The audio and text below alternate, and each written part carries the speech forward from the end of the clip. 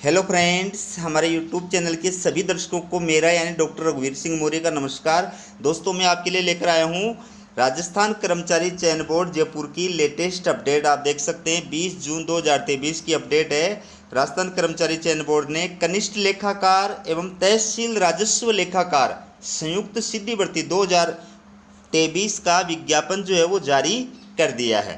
तो पूरी न्यूज आपके सामने, पूरा जो भर्ती का विज्ञापन है वो आप देख सकते हैं। इसमें अलग अलग जो है पदों का वर्गीकरण किया गया है। तो कनिष्ठ लेखाकार के जो पद हैं टोटल वो है 5190, जिसमें नॉन टीएसपी एरिया की जो पोस्ट हैं वो है 4911 और टीएसपी एरिया की जो पोस्ट है वो है 2279।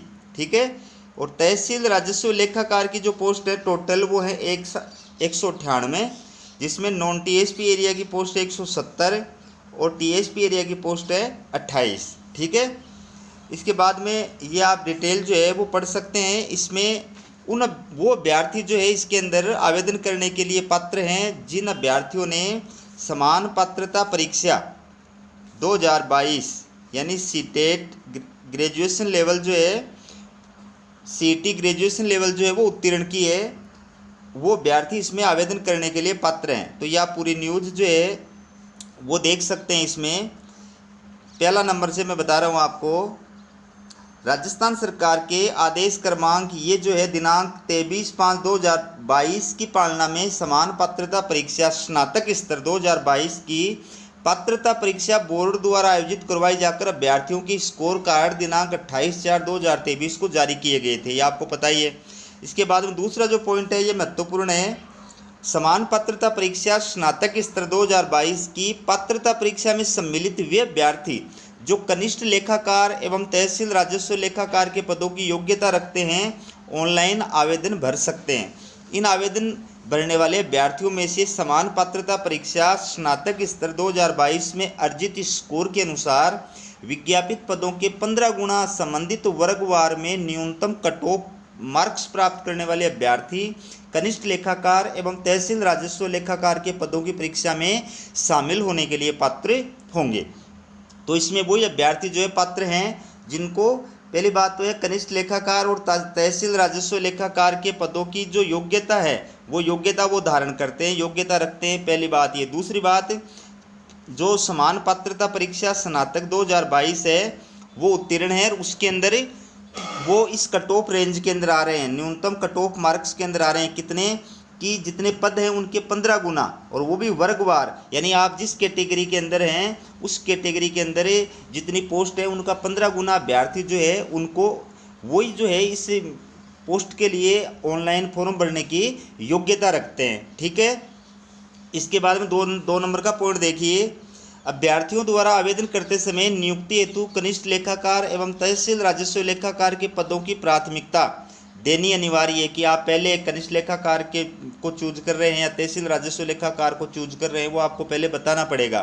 ठीक है। 1 नंबर पर किसको चूज करें, 2 नंबर पर किसको चूज करें, या आपको प्राथमिकता भरनी पड़ेगी। उसमें बोर्ड द्वारा चयनित अभ्यर्थियों को पदों का आवंटन श्रेणीवार मेरिट एवं अभ्यर्थियों द्वारा भरी गई प्राथमिकता क्रम मेरिट कम प्योरिटी के आधार पर किया जाएगा। अतः अभ्यर्थी अपने ऑनलाइन आवेदन में ध्यानपूर्वक पदों की प्राथमिकता क्रम भरें। इसके बाद प्राथमिकता क्रम में संशोधन स्वीकार नहीं किया जाएगा। ठीक है। ये है ऑनलाइन आवेदन की प्रक्रिया, आप देख सकते हैं। ऑनलाइन आवेदन प्रक्रिया, बोर्ड द्वारा आवेदन ऑनलाइन एप्लीकेशन फॉर्म लिए जाएंगे जिन्हें राज्य के निर्धारित ई मित्र कियोस्क जन सुविधा केंद्र के माध्यम से भरा जा सकता है। ऑनलाइन आवेदन पत्र भरने से पूर्व सर्वप्रथम अभ्यर्थी विस्तृत विज्ञापन का अध्ययन आवश्यक रूप से कर लें। तदुपरांत ही अभ्यर्थी ऑनलाइन आवेदन करे। आवेदन करने की प्रक्रिया जो है वो निम्नानुसार रहेगी। यह आपकी जो आवेदन करने की पूरी प्रक्रिया है, यह आप इसमें पढ़ सकते हैं। ठीक है। मुझे बताने की आवश्यकता नहीं है, स्क्रीन पे आप इसको आराम से पढ़ सकते हैं। मैं सिर्फ जो महत्वपूर्ण बात है वो आपको बता रहा हूँ। ठीक है। बाकी ये डिटेल आप जो है पढ़ सकते हैं। वो तो आप फॉर्म भरवाते हैं, आपको पता ही है कैसे क्या प्रोसेस होता है। और बाकी मित्र वाला जो है वो फॉर्म भरेगा। जो जो डिटेल चाहिए वो आप अपने साथ में लेके जाएं। ये है फीस, फॉर्म की फ़ीस देखिए। तो इसमें आपको ऑनलाइन जो है फ़ीस जमा करानी है। तो कै नंबर का है ये, सामान्य वर्ग व क्रीमिलेयर श्रेणी के अन्य पिछड़ा वर्ग अति पिछड़ा वर्ग के जो आवेदक हैं उनके लिए 600 रुपये फीस है। और नॉन क्रीमिलेयर ख वाला देखिए, नॉन क्रीमिलेयर श्रेणी के अन्य पिछड़ा वर्ग, अति पिछड़ा वर्ग एवं आर्थिक रूप से कमजोर वर्ग, अनुसूचित जाति, अनुसूचित जनजाति के जो आवेदक हैं उनके लिए 400 रुपये फीस है। और समस्त दिव्यांगजन जो हैं उनके लिए 400 रुपये फीस है। ठीक है, इसके बाद में आप देख सकते हैं, ये नोट भी आप पढ़ लो इसको, या आप पढ़ लो इसको। ये पदों का वर्गीकरण किया गया है, कैटेगरी वाइज जो है पदों का वर्गीकरण किया गया है, तो आप इनको देख सकते हैं। पूरा विज्ञापन आपके सामने है।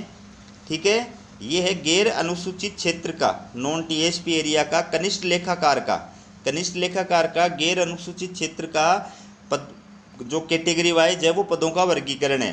तो कुल पद आपके 4911 हैं। अब इसमें सामान्य यानी यूआर जो पोस्ट है वो है 1242, और इसमें फिर अलग अलग कैटेगरी आ गई। अनुसूचित जाति की जो पोस्ट है सामान्य वो है 545, अनुसूचित जनजाति की जो पोस्ट है वो 409, अन्य पिछड़ा वर्ग की जो पोस्ट है वो 714 सामान्य की, अति पिछड़ा वर्ग की जो सामान्य की पोस्ट है वो 171, आर्थिक रूप से कमजोर वर्ग की जो सामान्य पोस्ट है वो 343, और 12 जिले के जो शहरिया जनजाति है उनकी सामान्य जो पोस्ट है वो 17।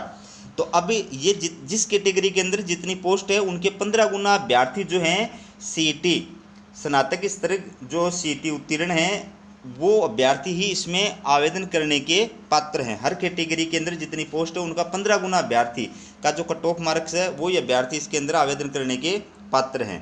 ये क्षैतिज रिजर्वेशन है। ठीक है, ये दिव्यांगजन है, मंत्रालय कर्मचारी है, भूतपूर्व सैनिक है, उत्कृष्ट खिलाड़ी है, इनको भी रिजर्वेशन प्रदान किया गया है, आरक्षण के अंदर आरक्षण दिया गया है। ठीक है ना, तो ये आप इसको देख सकते हैं। ये अनुसूचित जाति क्षेत्र का है, वो नॉन टीएसपी एरिया का था, ये टीएसपी एरिया का है। तो ये आप देख सकते हैं, आपके सामने पूरा विज्ञापन। अब ये है आपके सामने तहसील राजस्व लेखाकार, तहसील राजस्व लेखाकार, इसमें नॉन टीएसपी एरिया जो है उसका ये पदों का वर्गीकरण है कैटेगरी के हिसाब से। तो कुल जो पोस्ट है वो 117 आपके सामने, इसमें सामान्य जो हैं वो सीटें हैं 43, अनुसूचित जाति की जो सामान्य सीटें हैं वो 19 हैं, अनुसूचित जनजाति की जो सामान्य सीटें हैं वो 14 हैं, अन्य पिछड़ा वर्ग की जो सामान्य सीटें हैं वो 25 हैं, अति पिछड़ा वर्ग की जो सामान्य सीटें हैं वो 6 हैं, आर्थिक रूप से कमजोर वर्ग की जो सामान्य सीट है वो 12 हैं, और 12 जिले के शहरिया जनजाति की जो सामान्य सीट है वो 2 है। ठीक है, इसका मतलब ये हुआ कि ये जो तहसील राजस्व लेखाकार नॉन टीएसपी एरिया की जो कैटेगरी वाइज जो पदों का वर्गीकरण बताया गया है, तो इसमें आप जितनी पोस्ट हैं, जिस कैटेगरी की जितनी पोस्ट हैं उसके 15 गुना जो सीईटी ग्रेजुएशन लेवल उत्तीर्ण जो अभ्यर्थी हैं वो ही आवेदन कर सकते हैं। ठीक है, और ये आपके क्षैतिज आरक्षण है, ये भी आप देख लीजिए।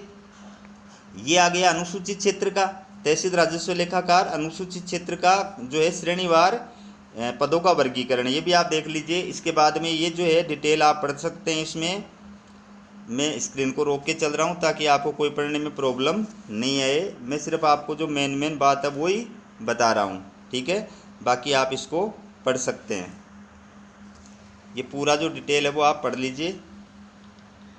ठीक है, विज्ञापन आप आराम से पढ़ लो इसके अंदर। ये मैं स्क्रीन को इसीलिए रोक के चल रहा हूँ ताकि आपको कोई पढ़ने में प्रॉब्लम नहीं आए। ये देखिए जो खिलाड़ी हैं उनके लिए है। ठीक है, ये आप देख सकते हैं, ये निःशक्त जनों के लिए प्रावधान किए गए हैं। ठीक है, ये आप स्क्रीन को मैं रोक के चल रहा हूँ, इसको आप पढ़ सकते हैं। ये अनुसूचित क्षेत्र के अभ्यर्थियों के लिए विशेष निर्देश हैं। यह आपकी पात्रता और शैक्षणिक योग्यता है, ये आप देख लीजिए। पात्रता और शैक्षणिक योग्यता ये महत्वपूर्ण है। तो आप अगर ये योग्यता रखते हैं तो ये आवेदन करने के पात्र हैं। तो भारत में केंद्रीय या राज्य विधानमंडल के किसी अधिनियम द्वारा निगमित विश्वविद्यालयों में से किसी की या संसद के अधिनियम द्वारा स्थापित या विश्वविद्यालय अनुदान आयोग अधिनियम 1956 की धारा 3 के अधीन विश्वविद्यालय के रूप में समझे जाने के लिए घोषित अन्य शैक्षणिक संस्था की कोई डिग्री धारित किया हुआ होना चाहिए, या सरकार द्वारा आयोग के परामर्श से मान्यता प्राप्त कोई समतुल्य अर्हता धारित किया हुआ होना चाहिए। ठीक है, फिर इसमें दूसरा, या लागत और संक्रम लेखाकार संस्थान कोलकाता की इंटरमीडिएट परीक्षा उत्तीर्ण की हुई होनी चाहिए। या अगर ये नहीं है तो ये देख लो, भारतीय चार्टर अकाउंटेंट संस्थान नई दिल्ली से इंटरमीडिएट परीक्षा उत्तीर्ण की हुई होनी चाहिए। या ये भी नहीं है तो ये देख लो, आपके पास में इलेक्ट्रॉनिक्स विभाग भारत सरकार के नियंत्रणाधीन द्वारा संचालित ओ या उच्चतर लेवल का प्रमाण पत्र होना चाहिए। या अगर ये योग्यता नहीं है तो आपके पास में क्या होना चाहिए, व्यावसायिक प्रशिक्षण स्कीम की राष्ट्रीय राज्य परिषद के अधीन आयोजित कंप्यूटर ऑपरेटर एवं प्रोग्रामिंग सहायक, डाटा प्रिपरेशन और कंप्यूटर सॉफ्टवेयर प्रमाण पत्र होना चाहिए। या ये भी नहीं है तो आप ये देख सकते हैं, भारत में विधि द्वारा स्थापित किसी विश्वविद्यालय से या सरकार द्वारा मान्यता प्राप्त किसी संस्था से कंप्यूटर विज्ञान या कंप्यूटर एप्लीकेशन या सूचना प्रौद्योगिकी में डिग्री या डिप्लोमा होना चाहिए। या ये भी नहीं है तो आप ये देख लो, सरकार द्वारा मान्यता प्राप्त किसी पॉलिटेक्निक संस्था से कंप्यूटर विज्ञान और इलेक्ट्रॉनिक्स या सूचना प्रौद्योगिकी में डिप्लोमा होना चाहिए। या ये भी नहीं है तो आप ये देख सकते हैं कि वर्तमान महावीर खुला विश्वविद्यालय कोटा द्वारा संचालित राजस्थान नॉलेज कॉरपोरेशन लिमिटेड के नियंत्रणाधीन सूचना प्रौद्योगिकी में प्रमाण पत्र ये आपके पास में होना चाहिए। ठीक है, तो ये आपकी योग्यता होगी। दूसरी जो योग्यता है वो आपके देवनागरी लिपि में लिखी हिंदी में कार्य करने का ज्ञान और राजस्थान की संस्कृति का ज्ञान आपको होना चाहिए। ये तो आपकी योग्यता हो गई। इसके बाद में बाकी डिटेल आप देख सकते हैं। ठीक है, तो मुख्य परीक्षा आपकी इसमें एक मुख्य मेन एग्ज़ाम होगी, वो आपको पता ही है। और मेन एग्ज़ाम के बाद देखिए, मेन एग्ज़ाम में उपस्थित होने से पहले जहां लिखित परीक्षा और साक्षात्कार के 2 चरणों के माध्यम से चयन किया जाता है। साक्षात्कार में उपस्थित होने से पहले जहां लिखित परीक्षा और साक्षात्कार के माध्यम से चयन किया जाता है, ये तीनों जो डिटेल है वो आप पढ़ लो। इसमें ऊपर की लाइन पढ़ोगे तब ये समझ में आएंगे तीनों लाइन जो है। इसके बाद में अन्य योग्यताएं भी आप देख सकते हैं, स्वास्थ्य का, चरित्र का, ये राष्ट्रीयता से संबंधित है, ये आयु है। आयु आप जो है, आपकी आयु की जो गणना की जाएगी वो 31/12/2020 से की जाएगी। ठीक है ना, ये 31/12/2020 इसमें वो एक आपकी सरकार की अधिसूचना है ये, और इस अधिसूचना के तहत आयु सीमा में छूट दी गई है। ठीक है, तो ये देखो 21, कम से कम 21 और अधिकतम 40 है। बाकी जो कैटेगरी वाइज है उनको छूट दी गई है, वो तो है ही। इसके अलावा कनिष्ठ लेखाकार एवं तहसील राजस्व लेखाकार भर्ती परीक्षा का आयोजन विगत 3 वर्ष में नहीं होने के कारण समस्त आवेदकों को अधिकतम आयु सीमा में 3 वर्ष की छूट प्रदान की जाएगी। ठीक है, तो 3 साल की एक्स्ट्रा छूट और दी जाएगी। बाकी जो कैटेगरी वाइज आपको छूट मिलती है आयु सीमा के अंदर वो होती है, जैसे SC के लिए, ST के लिए इनको 5 साल की होती है ना वैसे, और बाकी जो है 3 साल की एक्स्ट्रा। और अगर कोई और एज हो गया है तो ये वेतनमान, पेंशन, विवाह पंजीकरण, ये आवेदन एवं पंजीयन शुल्क जमा कराने एवं आवेदन ऑनलाइन आवेदन पत्र भरने की अवधि। ठीक है, तो ये लास्ट डेट जो है इसकी कितनी है, लास्ट डेट है 26 जुलाई 2023। ऑनलाइन फॉर्म भरने की लास्ट जो तारीख है वो 26 जुलाई 2023 है। और परीक्षा आयोजन, परीक्षा कब होने की संभावना देख सकते हैं, कनिष्ठ लेखाकार एवं तहसील राजस्व लेखाकार के पदों पर भर्ती हेतु बोर्ड द्वारा परीक्षा संभावित दिनांक 17/9/2023 को आयोजित कराई जानी है। 17/9/2023। ठीक है ना, बोर्ड के पास परीक्षा के दिनांक एवं स्थान में परिवर्तन करने का अधिकार सुरक्षित है। इस संबंध में विस्तृत सूचना बोर्ड की वेबसाइट एवं प्रेस विज्ञप्ति के माध्यम से अलग से दे दी जाएगी। ये प्रवेश पत्र आप देख सकते हैं। ठीक है, प्रवेश पत्र की सूचना आपको ईमेल के माध्यम से, ईमेल आईडी के माध्यम से प्रदान की जाएगी। ये अनापत्ति प्रमाण पत्र है, ये नियुक्ति के लिए योग्यताएं हैं, ये भी आप देख लीजिए। और ये अभ्यर्थियों के प्रमाण पत्र के संबंध में प्रावधान है, इनको भी आप देख सकते हैं। आप अच्छी तरह पढ़ लो इनको। ठीक है ना, इनको आप अच्छी तरह पढ़ लो। ये पूरा विज्ञापन आपको पढ़ना चाहिए, क्योंकि मैं पूरी चीज़ आपको बताऊंगा तो फिर वीडियो बहुत बड़ा बन जाएगा, इसलिए मैं पूरी चीज़ नहीं बता सकता। आप इसको देख सकते हैं। ठीक है, ये आप देख लीजिए। ये सुक्त लेखन की सुविधा, ये ऑनलाइन आवेदन में संशोधन की प्रक्रिया। ठीक है, एक बार फॉर्म भरने के बाद में अगर आपके फॉर्म में किसी प्रकार की कोई त्रुटि रह जाती है तो आप उसमें संशोधन के लिए भी आपको बोर्ड जो है वो टाइम प्रदान करेगा। ठीक है, ये भी आप देख लीजिए। ये पूरी डिटेल आपके सामने है। ये है आपके सामने पाठ्यक्रम, एग्ज़ाम का पाठ्यक्रम जो है, सिलेबस जो है वो देखिए। तो परीक्षा के भाग फर्स्ट और भाग सेकंड के का जो सिलेबस है वो आप देख सकते हैं। 2 पेपर होंगे, फर्स्ट पेपर और सेकंड पेपर। ठीक है, तो इसमें ये आपके सामने परीक्षा की स्कीम है। पहला जो प्रश्न पत्र है, प्रश्न पत्र प्रथम, इसमें आपके ये जो टॉपिक हैं ये टॉपिक रहेंगे और अधिकतम अंक जो है 450, प्रश्न होंगे 150, समय मिलेगा आपको 2.5 घंटे। और हिंदी के अंदर आपके जो है अधिकतम प्रश्न आएंगे वो 25 आएंगे, अंग्रेजी के अंदर 25 क्वेश्चन आएंगे, सामान्य ज्ञान राजस्थान के संदर्भ में 25 नंबर के क्वेश्चन आएंगे, 25 क्वेश्चन आएंगे, सॉरी नंबर के नहीं 25 क्वेश्चन आएंगे, सामान्य विज्ञान के 25 क्वेश्चन आएंगे, गणित के 25 क्वेश्चन आएंगे, कंप्यूटर के मूल सिद्धांत इसके 25 क्वेश्चन आएंगे। प्रत्येक क्वेश्चन जो है वो 3 नंबर का होगा। ठीक है, इस प्रकार से हर जो सब्जेक्ट है वो अधिकतम 75 अंक का उसके अंदर आएगा। ठीक है, ये आप देख सकते हैं, ये सेकंड पेपर का है, ये सेकंड पेपर का आपके सामने है, पेपर सेकंड। इसमें भी आप देख सकते हैं पूरी डिटेल जो आपके सामने है, ये टॉपिक है, इतने इतने नंबर के आपके इसमें प्रश्न आएंगे और 150 प्रश्न आएंगे और पूर्णांक होगा 450, समय मिलेगा 2.5 घंटे। ठीक है, ये आप देख लीजिए इसमें। ठीक है, इसमें नेगेटिव मार्किंग रहेगी। ये आपका पाठ्यक्रम है, ये सिलेबस है। तो ये प्रथम प्रश्न पत्र का सिलेबस है, फर्स्ट पेपर का सिलेबस है। हिंदी के अंदर क्या क्या टॉपिक आएंगे वो आप देख लीजिए, ये आपके हिंदी के टॉपिक हैं।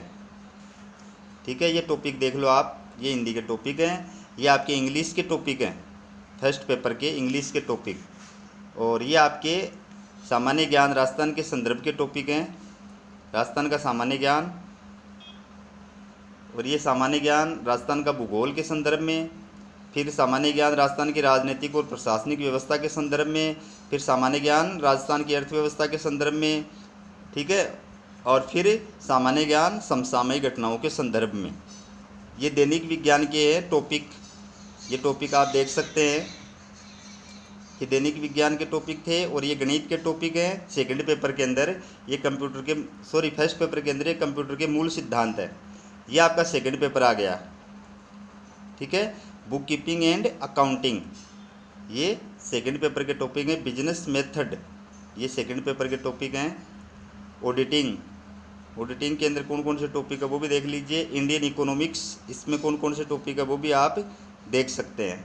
ठीक है, ये बोर्ड की वेबसाइट है, कोई भी आपको प्रॉब्लम हो आप यहाँ पर संपर्क कर सकते हैं। तो दोस्तों, इसी प्रकार के लेटेस्ट अपडेट पाने के लिए हमारे चैनल को सब्सक्राइब जरूर कीजिए, वीडियो को लाइक कीजिए। हमारे वीडियो को देखने के लिए आप सभी दोस्तों का बहुत बहुत धन्यवाद।